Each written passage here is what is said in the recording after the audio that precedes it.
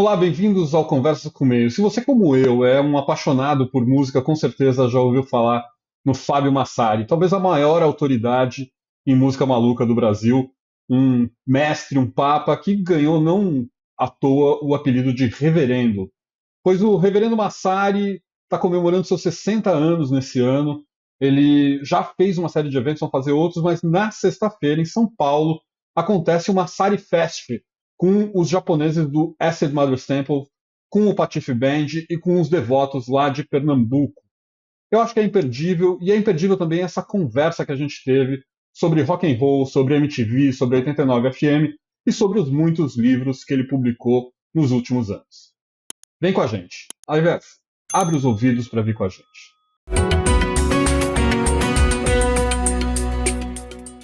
Bom, Massari, é um prazer estar com você aqui no meio. Sou seu fã desde moleque. Sim, acho que boa parte até da minha vontade de escrever de música nasce de ouvir você e de ver você na televisão.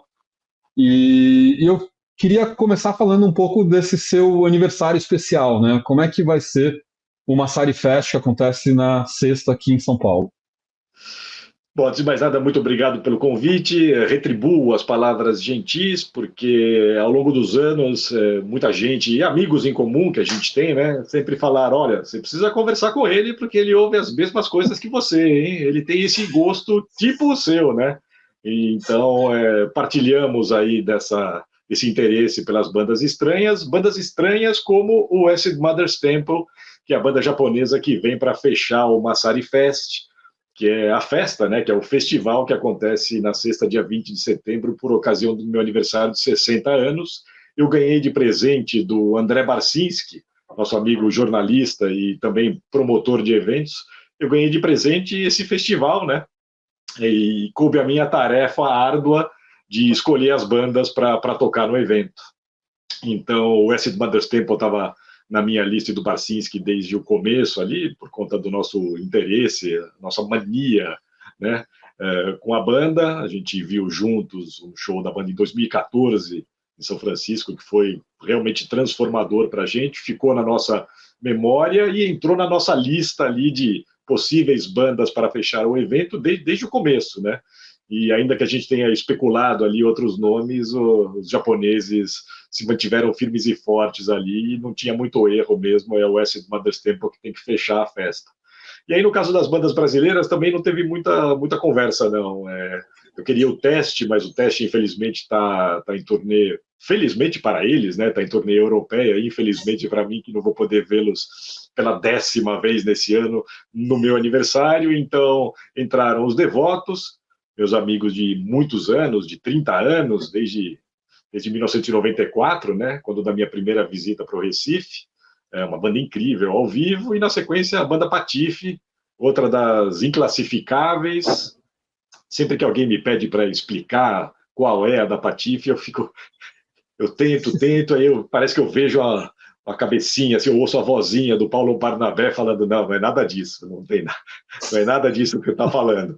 É uma coisa também muito inclassificável, e acho que tem algo do risco ali, da gente não saber o que vai acontecer, né, no show da Patife, e acho que vale a conversa para essas três bandas, né, que são muito diferentes entre si, mas que também têm uma assinatura muito particular ali e são bandas incríveis ao vivo. Então teremos Devotos, Patife e, para fechar, um dos shows mais incríveis da praça, o show dos japoneses do Acid Mother's Temple. Qual é o peso do ao vivo para você, assim? Porque eu sei que você é colecionador de disco, que você ouve de tudo e tal. Agora, ver uma banda ao vivo muda a sua percepção do que ela é de verdade, ou você se contenta com os discos? Não, cada vez mais eu separo essas experiências, porque e o Acid Mother's Temple é uma boa banda para a gente usar como referência para essa pergunta, né? Porque ali no meio dessa, né, pletora de discos que eles lançaram ao longo dos anos, né? Você tem ali os discos de estúdio, discos ao vivo, então são experiências muito interessantes, são legais demais os discos e tal. Agora, assisti-los ao vivo é uma outra conversa completamente diferente, né? E no caso dos shows, né, sei lá, às vezes você pode não gostar tanto de uma banda e ver um show espetacular dessa banda, né? Então, a experiência do ao vivo é diferente, de fato. Cada vez mais sinto isso, principalmente com essas bandas mais psicodélicas e tal, né? Acho que os shows geralmente entregam mais, né? Por conta, inclusive, também de iluminação e da experiência ali, quase que física, né? Então eu separo as experiências. E o Acid Mother's Temple é uma boa banda para pensar sobre isso, né? Porque você falou em colecionar discos, né? Minha obsessão com a banda surgiu ali quando eles apareceram mesmo, ali, segunda metade dos anos 90, né? E aí, num determinado momento, eu falei, eu vou colecionar, né? Aí comecei a pegar os discos e tal, mas muito rapidamente eu desisti, né? Desisti muito rápido porque começou a crescer de tal maneira, né? A produção dos caras, nem geométrico, não sei o que é. E Total. tanto que a última vez que eu vi o Bandcamp deles tinha 111 lançamentos, né? Sem Então, dúvida. O último que eu vi foi ainda os discos com Reynolds, né? Com aquela banda argentina, sim, o Acid Mothers sim, Reynolds, né? sim. São 3 discos, não é um só, né? Eu acho que está saindo mais um, se não me engano, porque recentemente alguém justamente me contatou para falar sobre essa história deles com a banda argentina, né? E a outra característica marcante dessa banda, né, do Acid Mother's Temple, além de toda a produção, além de excursionar muito, eles ainda têm muito fôlego para colaborações, né? Eles gravam em tudo quanto é lugar que eles vão, eles têm parcerias em tudo quanto é lugar, de tudo quanto é jeito. É uma banda muito impressionante mesmo. Eles vêm aqui para o Brasil, né? Eles vêm do Japão para o evento e aí depois eles partem para uma turnê norte-americana que é muito impressionante. São tipo 60 shows. É uma coisa que nem banda jovem está fazendo mais isso, e os caras com 20 e tantos anos de estrada aí estão encarando tudo, fazem de tudo, estão super disponíveis para tudo, é um fenômeno mesmo. E sua relação com festivais, né? Você está fazendo um festival agora, eu acho, se não me engano, é a primeira vez que você vai ser o curador de um festival.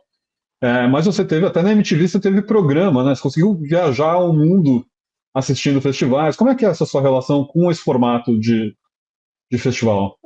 Eu não. Se você me colocar na seguinte situação, prefere um festival ou um show num clube pequeno, eu prefiro o clube pequeno, evidentemente, né? Gosto mais dessa experiência mais íntima, mais próxima das pessoas e da banda, e cada vez mais gosto disso.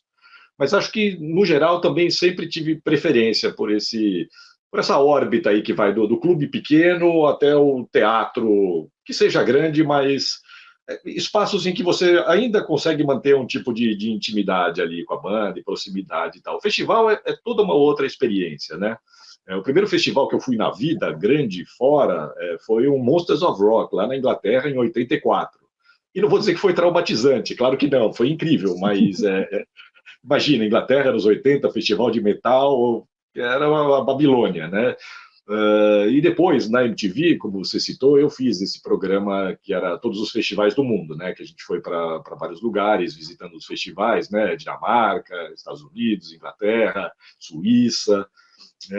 Então era justamente para mostrar como era um festival desse porte naqueles tempos ali, meio de anos 90, né? Então, sim, fui a muitos, gosto muito da experiência, mas se tiver que optar, no caso do festival, então, assim, opto por um festival menor.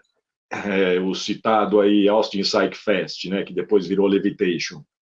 Na fase áurea ali do festival, ele acontecia numa fazenda, né? Uma fazenda, tinha um palco na beira do rio, tinha uma tenda, um palco principal, tinha bastante gente, sei lá, estamos falando de umas 8 mil pessoas, mas por conta do ambiente, tinha uma dispersão ali que fazia com que tudo fosse muito mais agradável, né? Você ia de um palco para o outro numa boa.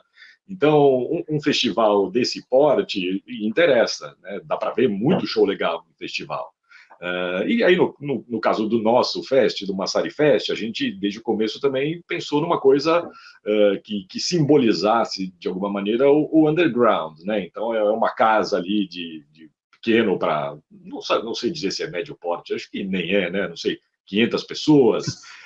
Então, dá para você fazer um festival num ambiente desse, no sentido de juntar as bandas, fazer umas barraquinhas e tal, mas, ao mesmo tempo, é um espaço em que onde quer que você esteja na casa, tá tudo bem para você ali, né?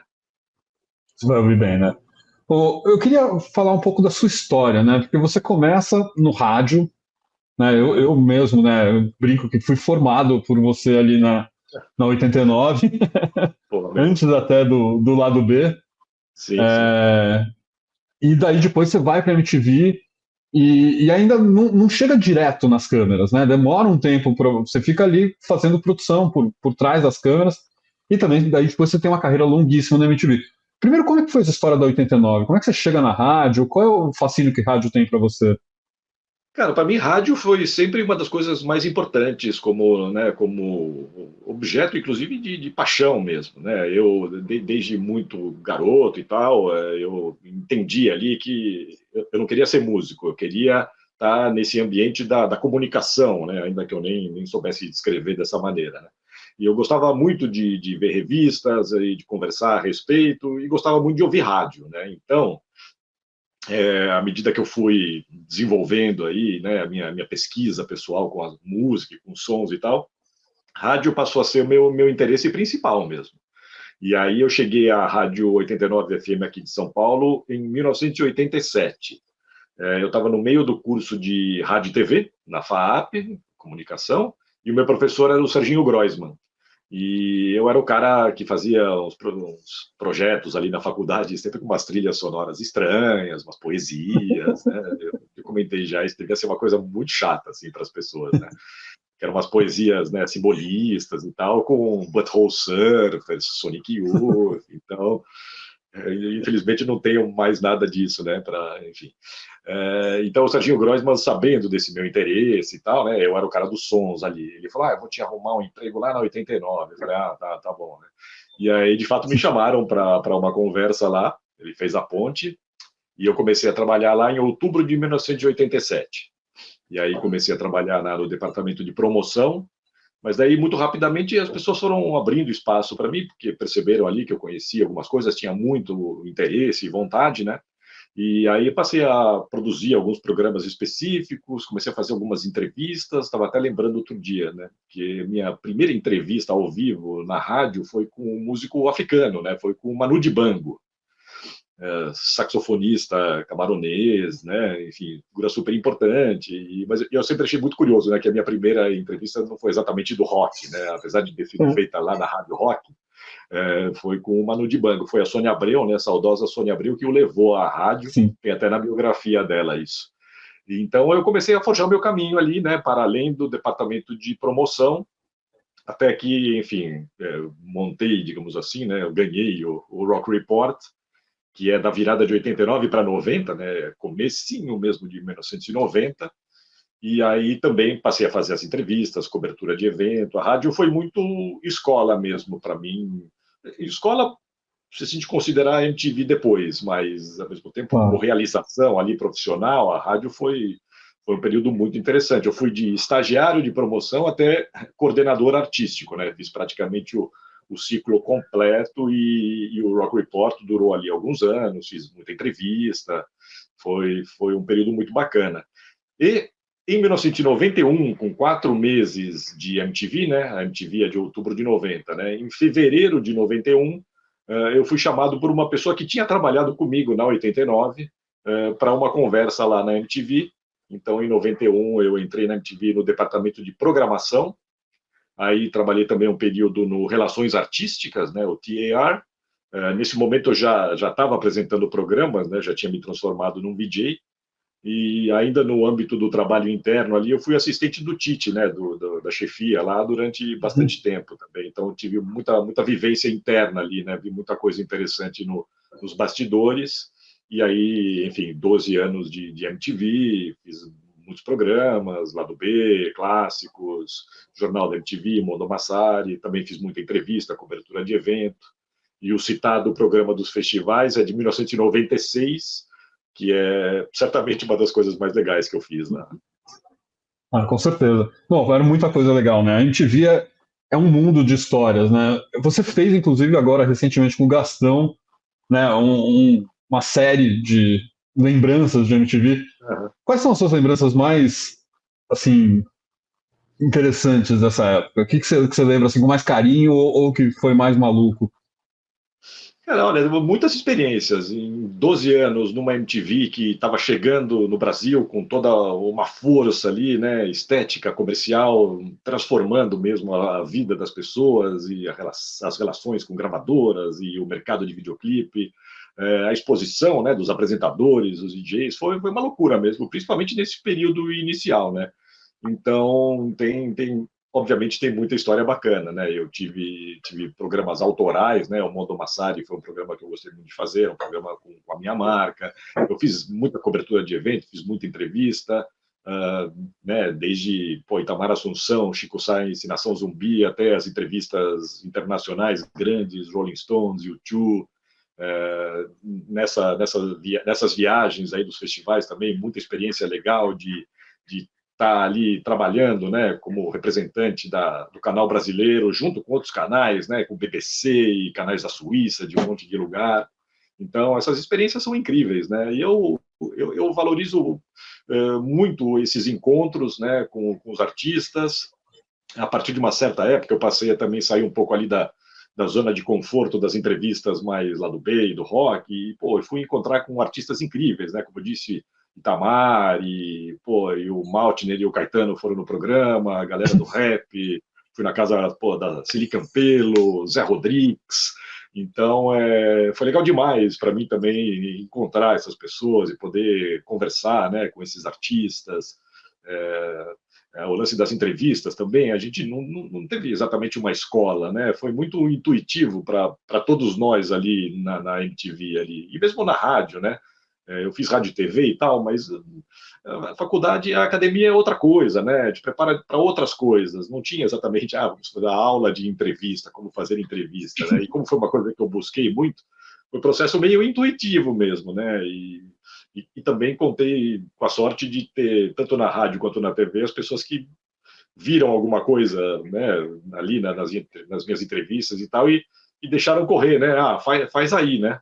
E aí, então a gente foi aprendendo meio que na raça, né? Então, de Legal. histórias tem bastante. Esse lance do. Desculpe, vai lá. Não, não, vai lá, conta uma história, imagina. Não, porque o programa com o Gastão, evidentemente, foi justamente para a gente, ao longo dos anos, se contou muito essas histórias, né? Vira e mexe a gente lembrava de um episódio. Pô, você entrevistou tal banda, mas você entrevistou aquela. Então, né? Chegou num determinado momento e para mim eram, sei lá, 20 anos que eu tinha saído da MTV, para ele 25 anos. Então a gente falou, cara, vamos juntar essas histórias e fazer um programa e ver o que sai, né? Porque principalmente a gente guardou muito o material, né? A memorabilia mesmo.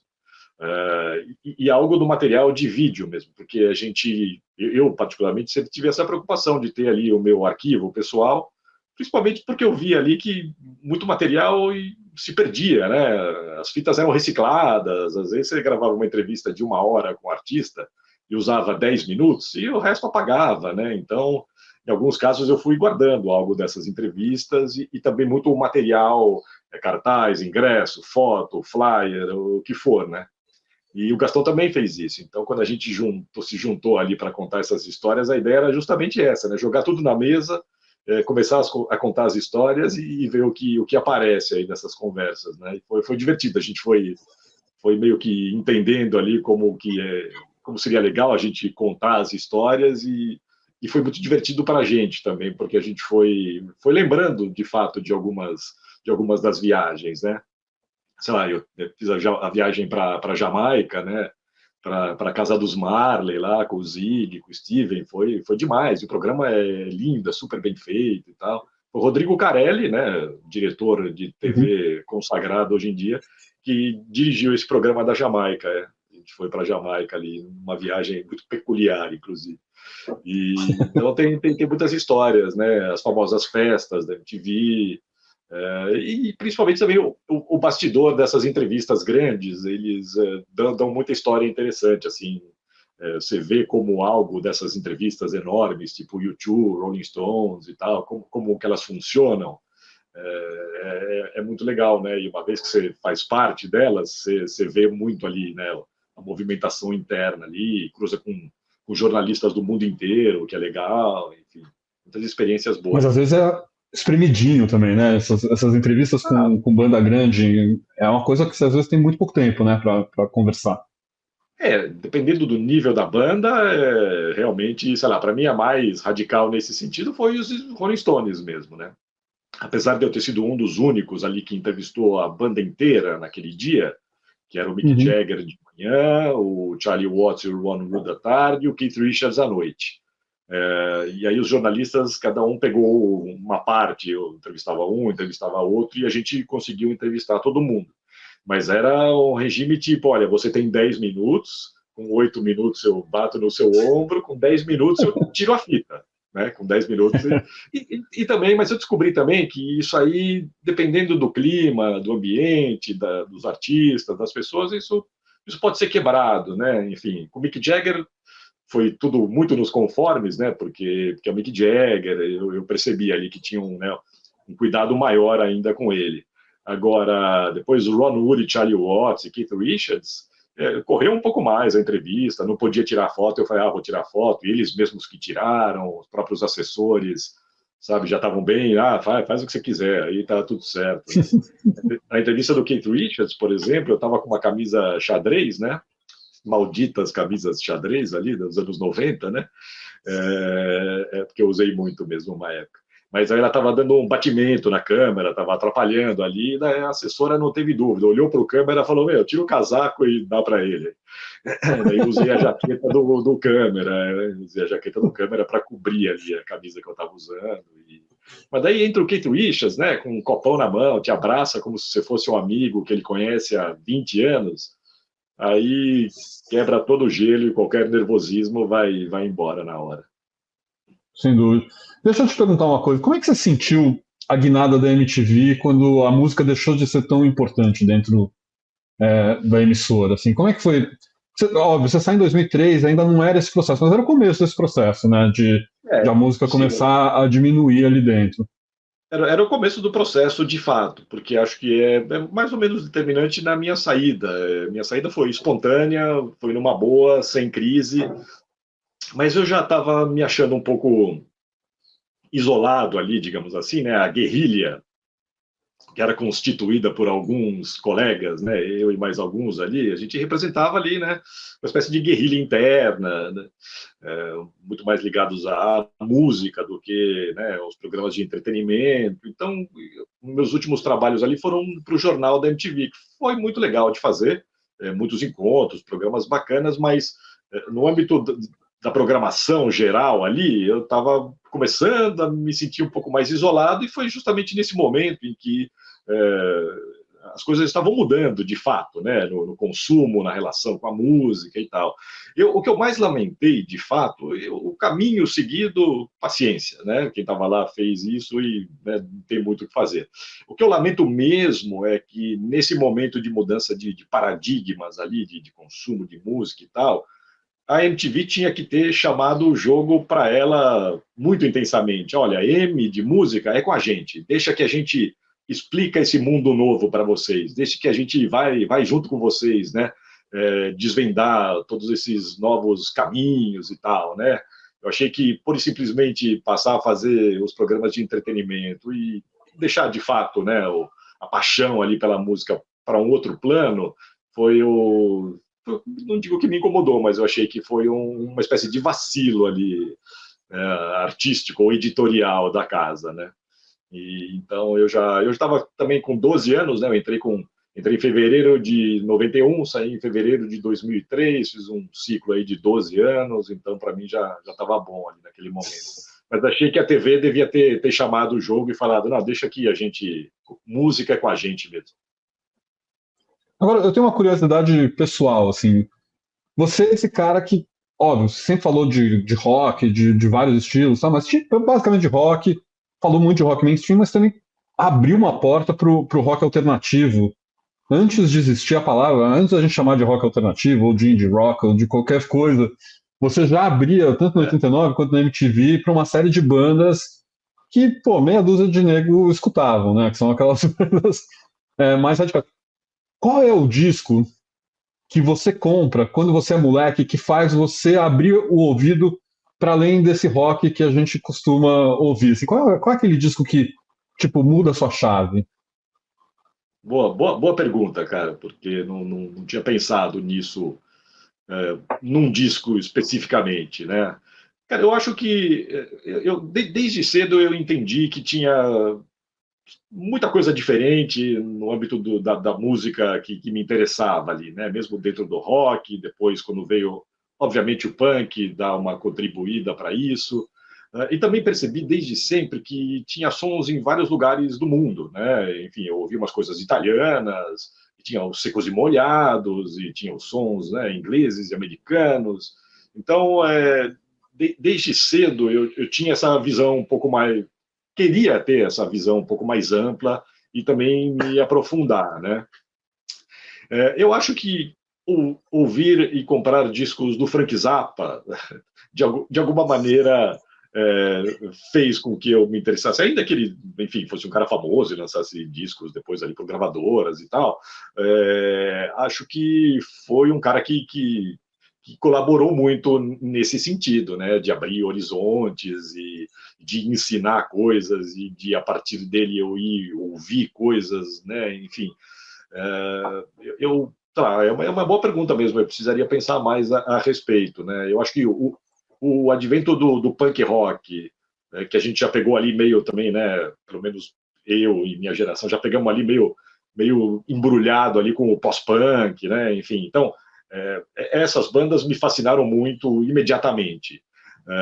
Mas acho que também o fato de ter ouvido umas coisas estranhas ali quando estava forjando o meu começo ali, né? Os primeiros King Crimson e os discos solo do Robert Fripp, né? E falei, opa, né? Quem são esses caras, né? O que é isso aí que os caras estão fazendo, né? Então, esse pessoal um pouquinho mais torto aí certamente contribuiu para isso. E depois, enfim, do pós-punk em diante, aí para mim foi muito intensa essa pesquisa nos meandros ali, de descobrir coisas e descobrir cenas que eu, sei lá, nunca tinha ouvido falar, enfim, então acho que é mais ou menos Bom, isso por aí. acabou canalizando isso para os livros, né? Você tem um livro só sobre o Zappa, né? Eu acho que o único livro que você tem de um autor só é esse livro do Zappa, né? Que é incrível. E depois você tem os outros, né? O Mono Massari, você tem daí o livro da Islândia, o livro da Inglaterra, o livro da Itália. Vamos falar um pouco deles, assim. Primeiro vamos falar do Zappa, assim. Quando você sai, você fala assim, não, sobre o Zappa que eu preciso escrever agora. O livro do Zappa é um livro mais ou menos colaborativo também, né? Enfim, é uma espécie de tributo ao Zappa.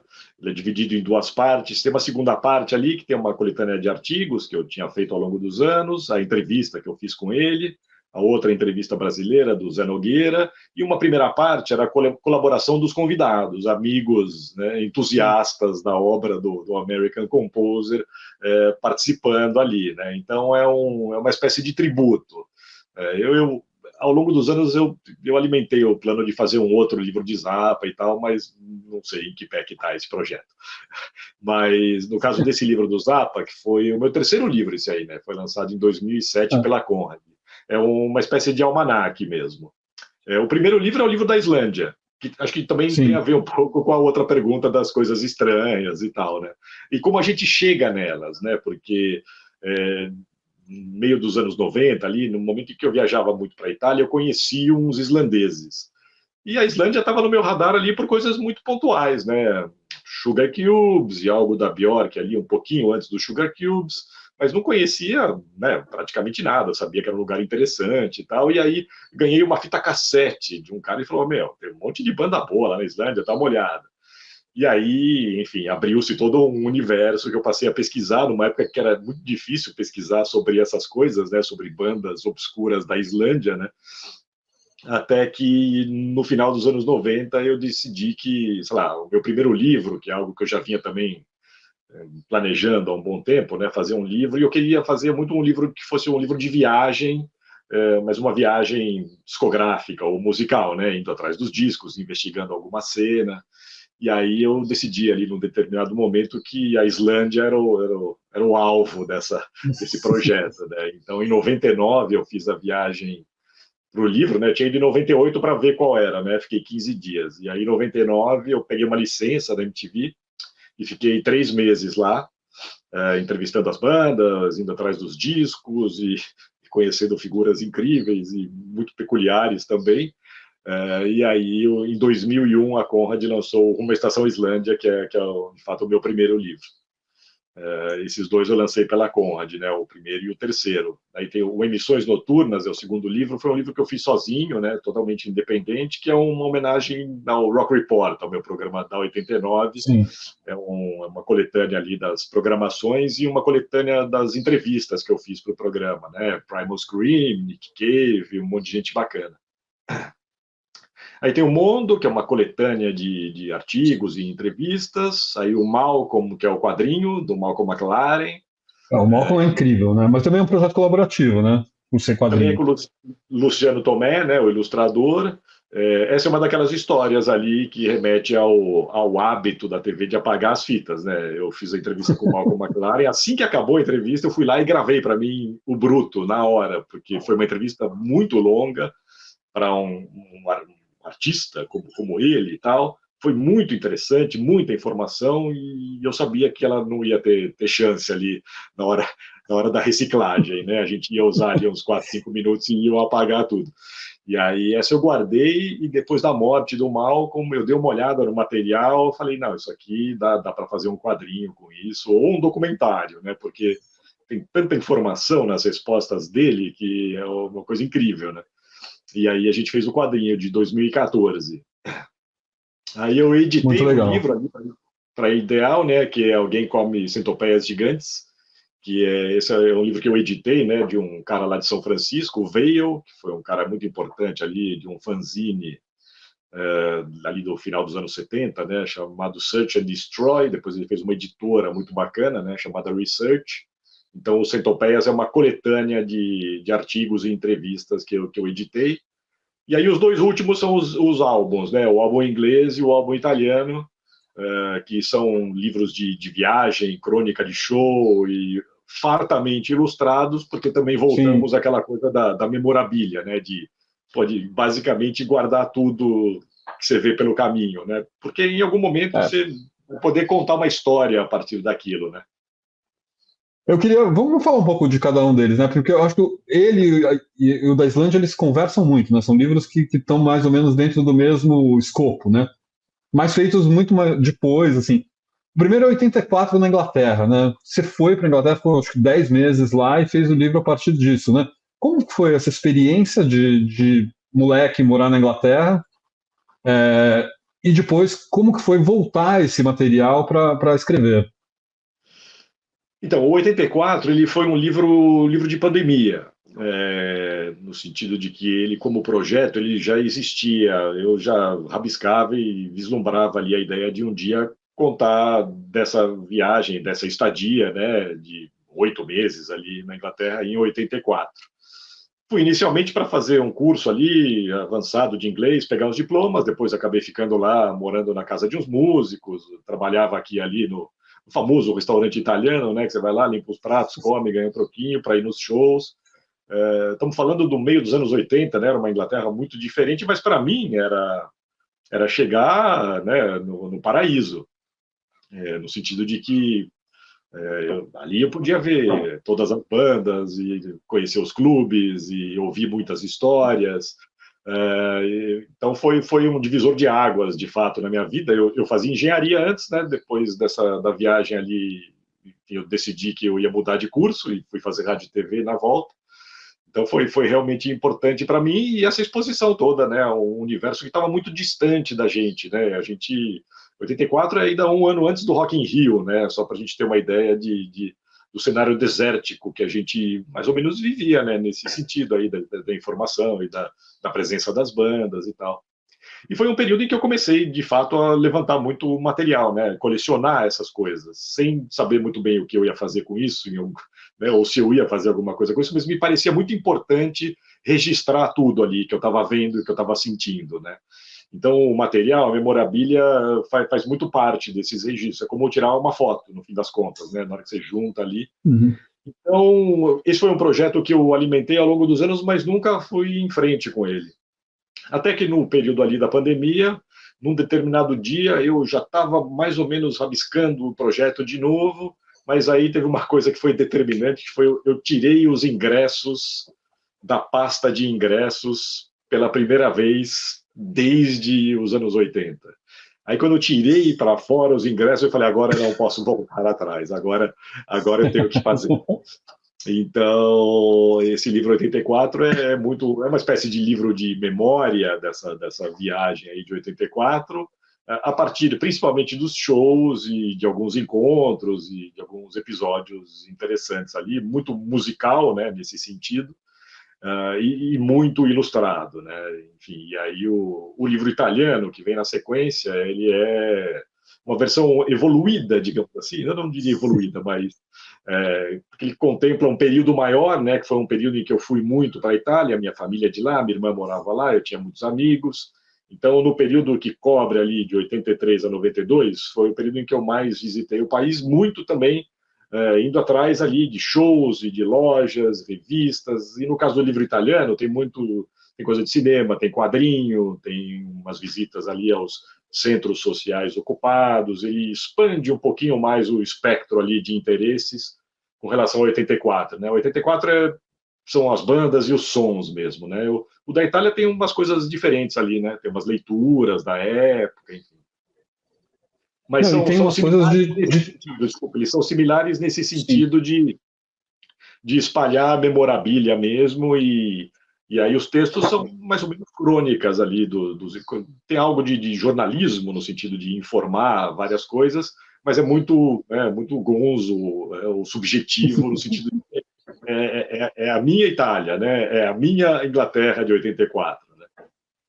Não, e também apresenta uma Itália bem diferente para nós, né? Porque a gente tem, né, como brasileiro, como paulistano, na verdade, a gente tem uma relação com a Itália que é farta, mas ela é meio que cristalizada num tempo ali, né? Num Sim, começo sim. dos anos, no fim dos anos 60, começo dos anos 70 e tal. E o seu livro não, traz uma Itália que a gente não conhece direito, né? Mesmo a gente que gosta de rock, traz um monte de banda que não chegou nunca por aqui, né? Pouca gente ouviu. Você já tinha esse interesse? Na sua casa já rolavam sons italianos diferentes ou você foi mesmo nessa época que você É, conseguiu olha descobrir só, essas bandas? ali nas primeiras audições, eu computo ali a presença de uns compactos de 7 polegadas italianos, né? Tem até a foto de um ou dois ali no livro e tal, que eram discos que estavam lá em casa e que, enfim, despertaram ali um interesse mesmo. Na época que eu estava começando a considerar ali uma coleção de discos, eu rapidamente incluí esses italianos ali, né? Aí em 83, o ano da minha primeira visita sozinho à Itália, né, que é um ano antes ali da viagem inglesa, mas é o marco inicial do livro italiano. Em 83 eu fiz uma primeira viagem que me revelou uma Itália simplesmente inacreditável. Eu não sabia que a Itália que eu viria a conhecer e a explorar depois era desse jeito no que diz respeito à relação com os sons que a gente gosta.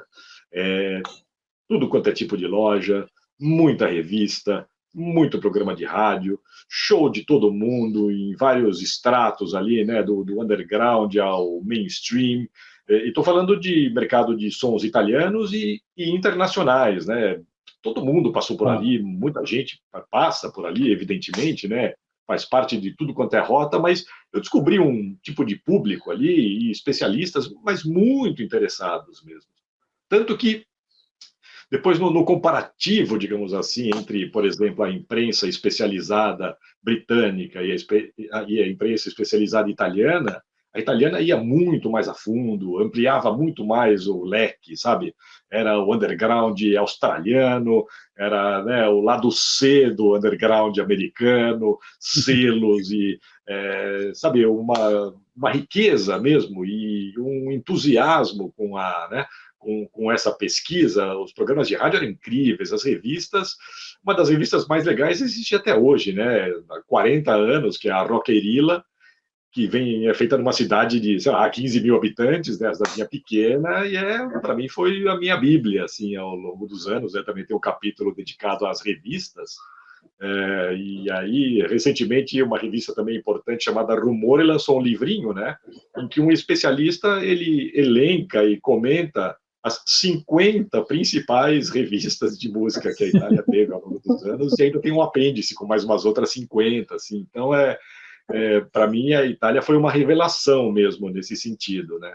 Eu lamento um pouquinho só que eu fui ver bandas italianas, mas eu fui ver menos do que eu gostaria hoje em dia, porque elas me pareciam próximas, né? Que nem aqui, depois você vê, né? Tá aqui, eu vejo depois em outro dia. Vou aproveitar para ver bandas do circuito que a gente não via aqui no Brasil nessa época, né? Ia ver show dos Cynics, ia ver show dos Legendary Pink Dots, e Died Pretty, só uma coisa estranha, né? E que circularam muito pela Itália, né? Essas bandas mais estranhas assim. Então, os italianos, depois com o tempo, eu fui desenvolvendo mais e mais o interesse pelo, né, pelo lado B também dos sons italianos. E aí eu vejo que eu podia ter visto algumas bandas que eu gosto muito hoje em dia, mas deixei passar. Então, essa é a única nota triste aí das viagens italianas. Mas consegui ver algumas. E o próximo? Qual que vai ser? Vai ser o Japão? Você sabe que Japão foi durante um tempo foi um dos que eu vislumbrei assim como projeto, mas sempre me pareceu meio difícil assim como missão. E teve uma época também que a Austrália me parecia um lugar interessante para explorar nesse sentido assim dos discos e das bandas. Eu Quando eu desenhei ali os álbuns, né, o inglês e depois o italiano, eu considerei um terceiro volume ali, que eu não posso revelar ainda, porque é capaz dele sair um dia. Tem a ver também com um lugar específico e com os anos 90 ali. Mas eu queria fazer outras coisas. Nesse ano eu falei, não, esse ano não vai rolar nada, porque né, a gente vai fazer muita festa ali na editora, teremos o Fest, vou cozinhar aí os projetos para ver o que vem pela frente. Eu estou sempre desenhando alguma coisa de projeto de livro. Eu insisto nisso, né? Mas no que diz respeito aos álbuns, teria um terceiro aí para fazer uma trilogia de álbuns de viagem. E como é que é? Vai continuar, né? Essa celebração não acaba com o Fest, né? Ainda até o final do ano vão ter mais é, Eu, massarias em casas pequenas ou é, não? eu acho que vai ter mais uma garantida, provavelmente em um clube muito bacana também, acho que no final de outubro, ainda não posso revelar, e talvez a gente faça mais uma festa aí para o final do ano, aí talvez uma festa maior, com o carimbo Reverendo 60, mas uma festa da editora Terreno Estranho, que lançou recentemente um livro novo muito bacana, né, o do Jarvis Cocker, né, mais uma figura interessante integrando o catálogo da Terreno. Então, talvez a gente faça mais uma festa aí no final do ano, tem essa daí talvez no final de outubro, e tá bom de festa, né? Tá bom de festa, até porque a de sexta-feira, que é a festa mesmo, é o dia do aniversário, promete, né? Vamos ver o que acontece ali. E esse apelido reverendo que acabou ficando, você abraçou esse apelido. Como que ele nasce? Esse aí é responsabilidade do Luiz Thunderbird.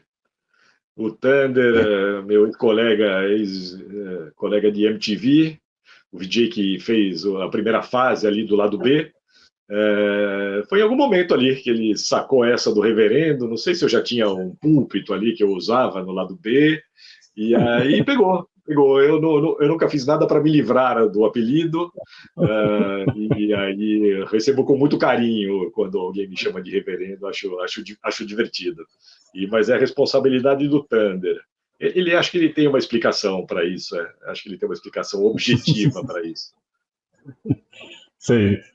E para terminar, assim, eu queria saber um pouco de outros projetos, né? Você vai continuar nos livros? Pretende voltar a fazer coisas? Você fez coisa de rádio recentemente? Pretende voltar a fazer coisa de rádio? Que é tão bom te ouvir, né? Também botando som. Como é que estão esses outros lados?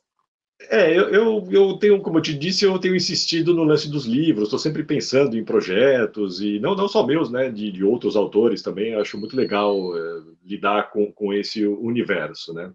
O último trabalho de rádio que eu fiz foi na Oi FM, que já tem uns bons 10 anos aí, né, talvez mais, acho que um pouco mais até. Depois, sabe que teve um período ali que muita gente falava, não, você tem que fazer um podcast, e eu vejo, né, eu ouço e assisto aí aos programas e tal, mas não, curiosamente não tenho muito interesse pelo formato como realização. E também tem uma coisa curiosa, que o vídeo nunca foi algo que eu busquei, né? Seja televisão, seja YouTube, ou a imagem não era meu projeto inicial na hora de pensar no que fazer para mexer com esse assunto dos sons, né? Eu sempre gostei mais de rádio e de revistas, fanzine, livro.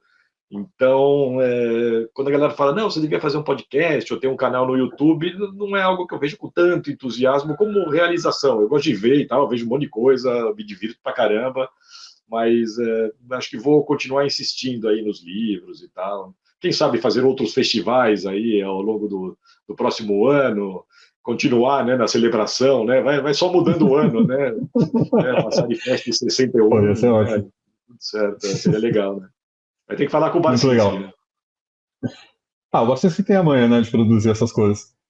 Ele adora, né, cara? Ele adora, né? Porque ele vê os shows, gosta das bandas e, para nossa sorte, ele quer trazer para a gente ver também, né? Basicamente é isso. E deixa eu te perguntar, qual é um show que você não viu e que gostaria de ver? Não sei nem por onde começar. Tem uma coisa eu que tenho um, que é o Scott Walker. O Scott Walker é o cara que eu queria ver na minha vida e nunca vi. Mas... Cara, tem uma coisa que eu me impus como regra, que é não lamentar aos shows não assistidos. Porque tem sempre, poderia ter visto essa banda, poderia ter visto aquela. Outro dia eu lembrei, né? Eu talvez pudesse ter visto o Gun Club, né? Que é uma banda que eu gosto muito ali, né? Do Jeffrey Lee Pierce.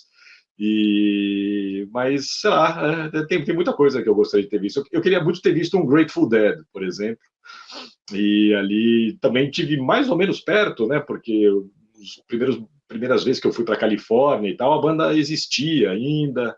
Eu pensei numa época, falei, pô, seria legal entrevistar o Jerry Garcia, né? Falei, consegui entrevistar o Zappa, né? Por que não, né? O Jerry Garcia. Mas aí, enfim, a coisa acabou não rolando e, enfim, acabei nunca vendo a banda. Gostaria muito de ter visto ali, mesmo nos anos 90, ali nos anos finais ali da banda, aqueles shows enormes e tal. Deve ter sido muito legal de ver, né? 5 horas de show, né? Total. Um monte de Deadhead e tal. Devia ser realmente né? um circo, né? Circo completo, espaço reservado para você piratear o show. Devia ser uma experiência incrível, né? Incrível. Não, sem dúvida. É isso. Brigadíssimo pela conversa. Um prazer falar com você. Reverendo. Pô, eu que agradeço o convite. Vamos lá ver o Acid Mother's Temple lá na sexta. Vamos, com certeza. Eu sei que você gosta, então... Você chegou a ver quando eles vieram aqui? Eles estiveram aqui uma vez, né? Eu vi aqui, mas eu vi a primeira vez em Portland, num clubezinho pequenininho também. Assim, durante muitos anos eu tive 2 vídeos no YouTube. Um que era de um cara que eu fui numa balada em Bangalore e o cara dançava de um jeito, parecia que estava num filme de Bollywood. E outro era 10 minutos de um show do Acid Mother's Temple podre, assim, super mal filmado, com meu celular sei lá, de 2008, devia ser um Nokia, não tinha nem iPhone ainda. Você lembra, eu adoro. Lembra o nome do lugar? Não, lembra o nome do lugar? Portland é muito legal, né? Cara, é muito legal, não lembro o nome do lugar agora, porque diferentemente de você, eu nunca guardo o ingresso, nunca... Eu sou dessas pessoas assim, se ficar na minha memória, ficou, sabe? Pelo menos fez um videozinho com o telefone. Fiz, nunca mais ouvi, né? Nunca mais vi, mas assim, deve estar lá.